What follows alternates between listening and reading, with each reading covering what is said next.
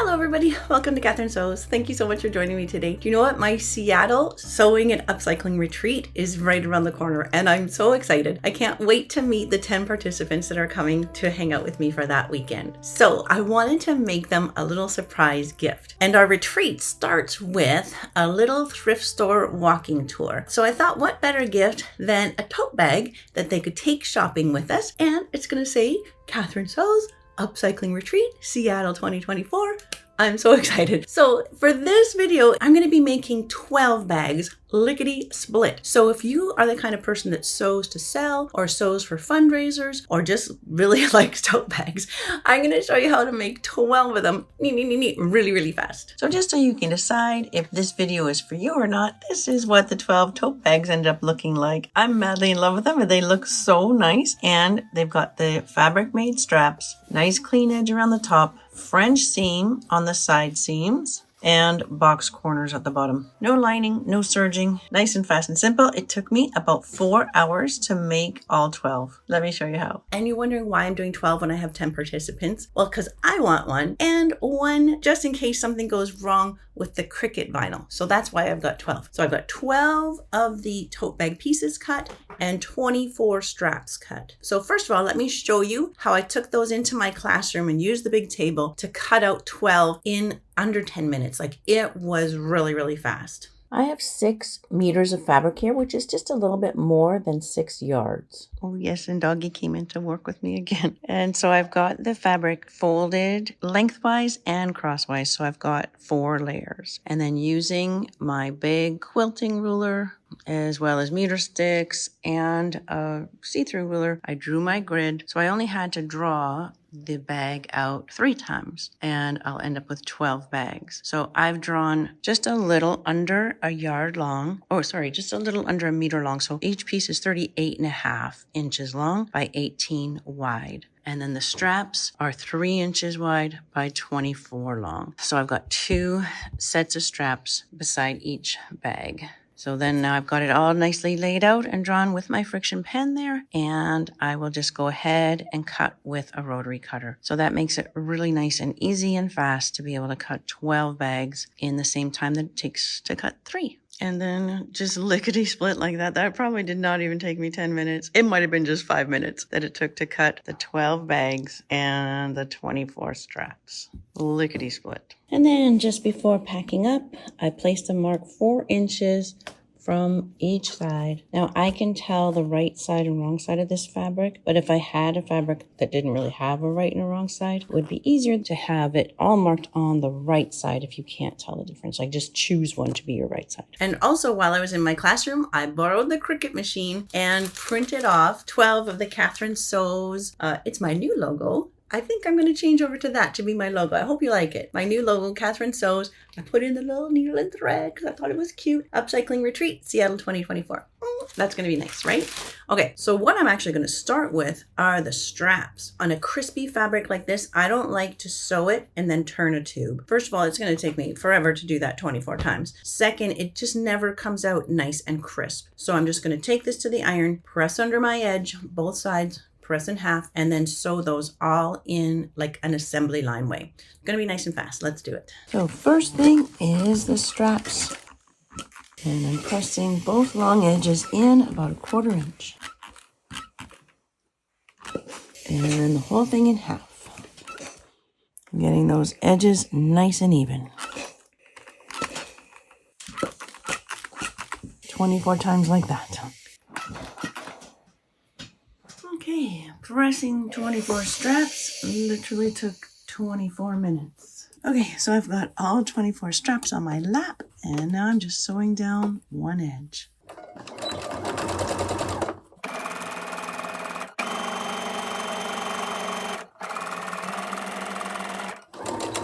Feed the next one right in and chain them all together. If it starts to twist or rope on you, give a little extra tug to the bottom layer. So here, I'm just holding the bottom layer and just sort of tugging back, just putting a little tension on the bottom and letting the top ease in. You can also use a walking foot here. That would be nice. And if I do miss an edge a little bit like that, I'll just go back and get it, no problem.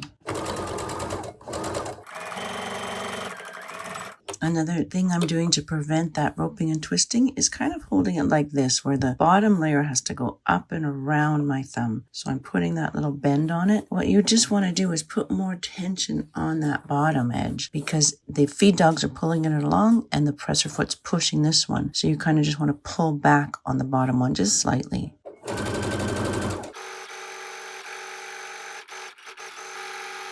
So sewing 24 straps, 20 minutes. Now it's time to go to the iron, trim all the threads, snip them apart, and check for any missed edges.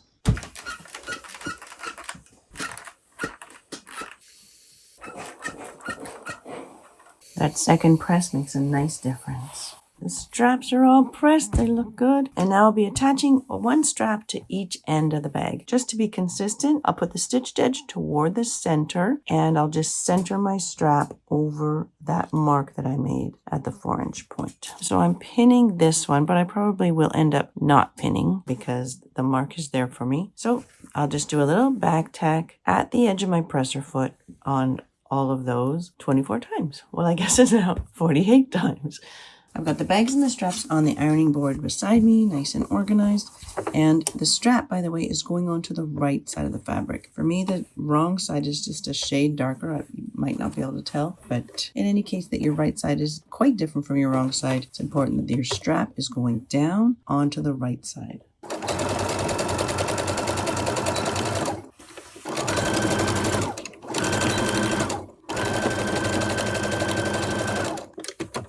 One. So when the strap is on, I'm just turning down that 1/4 inch and sewing close to my folded edge there. And I'll do that after each piece. It's just folding right where the strap is sewn. So it's just a little small edge.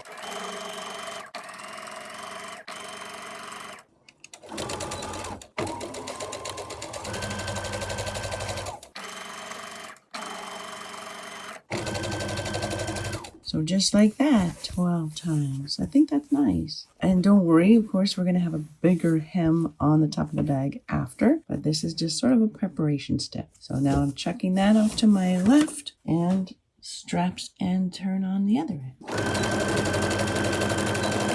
Make sure the strap is not twisted. I'm getting that stitched edge toward the center.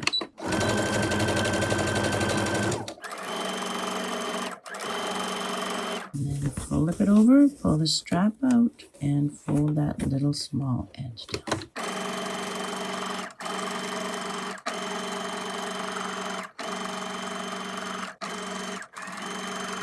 I'm going to try to speed that up a bit by doing that step all in one, where I'll be turning the edge and attaching the strap all at the same time. I'm turning that edge down toward the wrong side, just like you would a normal little hem, except I'm doing just a single turn. And then when I get to my mark, my strap covers over its centered, stitched edge toward the center. That's it.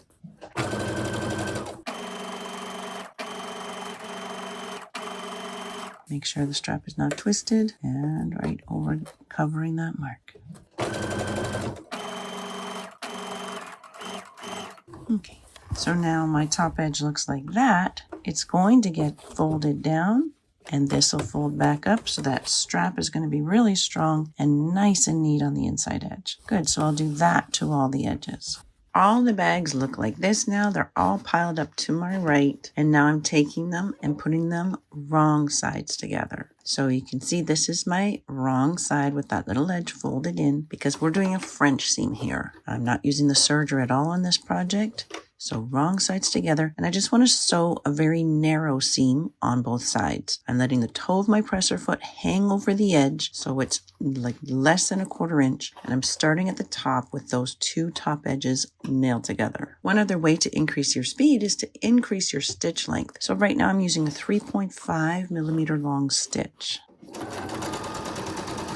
And no pins, I just keep that together all the way down until I reach the fold at the bottom. Both sides like that. And it probably took about half an hour for me to get the straps on all of the ends. So that was kind of a big step, but I'm really happy with how they're coming along.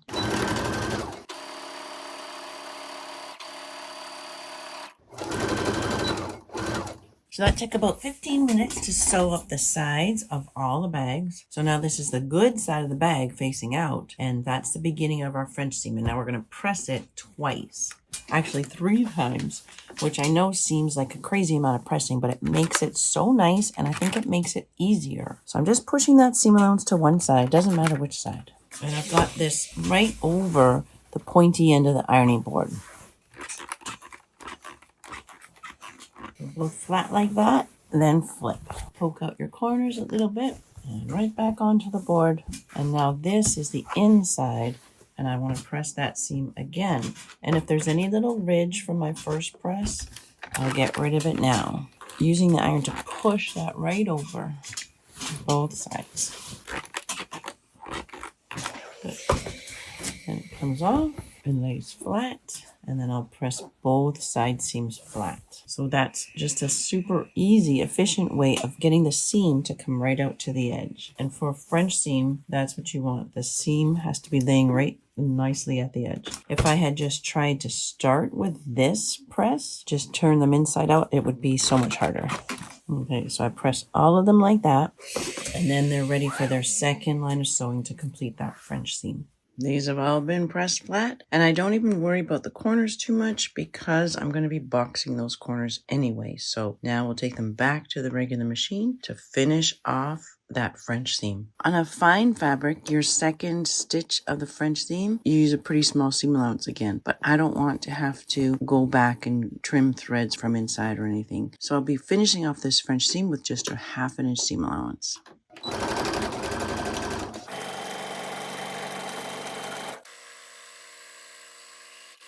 And yep, the top edge is still raw. We're going to fix that.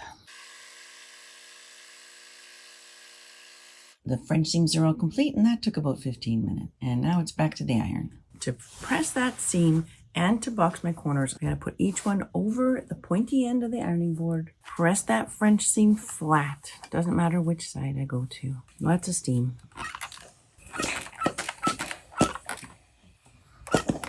And then while it's still on the ironing board, it's in the perfect position for me to take my sewing gauge. I'll go up about 1.5 inches and put a pin while it's still on the board like that. I want to make sure that the seam is in the middle of this triangle when I measure and put that pin. Good. All 12 of them like that. If I stack them this way, then I can easily just grab them and box those corners when I'm back at the machine. While I have them on the ironing board, I can also, if I want to, prepare for the next step, which is turning down 1 inch all the way around the top. And that's the last step. And I can press that around as I go. Actually, that's the second last step, isn't it? The straps are coming down to the inside, the wrong side of the bag. And then the final step will be to flip them up and sew them into place. Okay, all of those corners are pinned and the top hems are all pressed up that 1 inch. So back to the machine. Okay, so now to box these corners that I've pinned, this seam goes horizontally across the machine. This little end, I just need to find what would be a good guideline. And for me, it's that little arrow right there. So just kind of see where that 1.5 inches falls for you. And then you can just put your little end there and you're sewing straight across perpendicular to this line. Make sure everything is laying nice and flat underneath and straight through. And I think for me, I'll chain them all together and then snip them apart.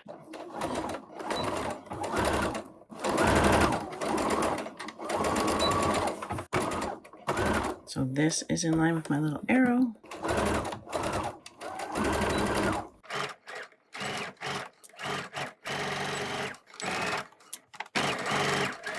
So those corners are all boxed. That did not take long at all. And I don't cut off the corner. I leave it. It just lives inside.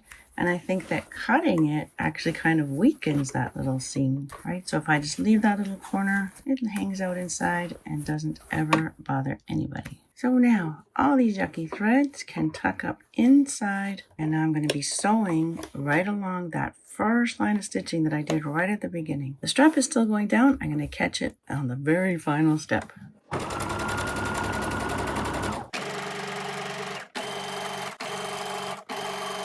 I'm set to do that step on all of them, but I'm going to also do the final step. While I've got this right here in the machine, I'm just going to do the final step, bring that strap up, and now I'm going to do a back tack right over the end of it. You can sew a fancy X or something if you like, but I'm just going to keep it simple and go straight across.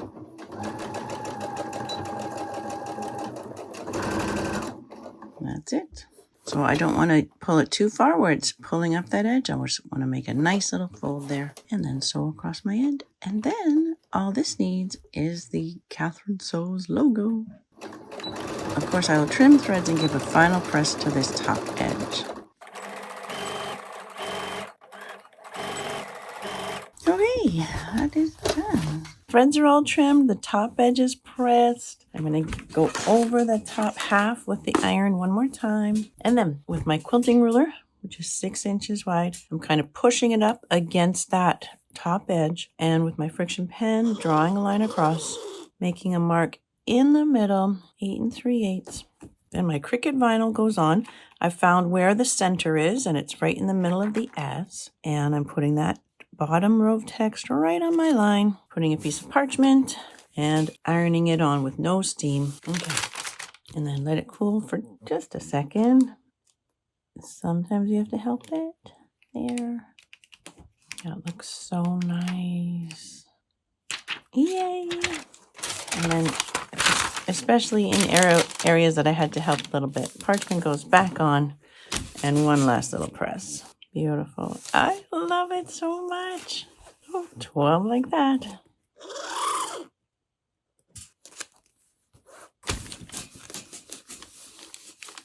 There we go. So nice. That just takes it to a whole other level, doesn't it? I totally love that. Oh, I'm so excited. 1, 2, 3, 4, 5, 6, 7, 8, 9, 10, 11, 12.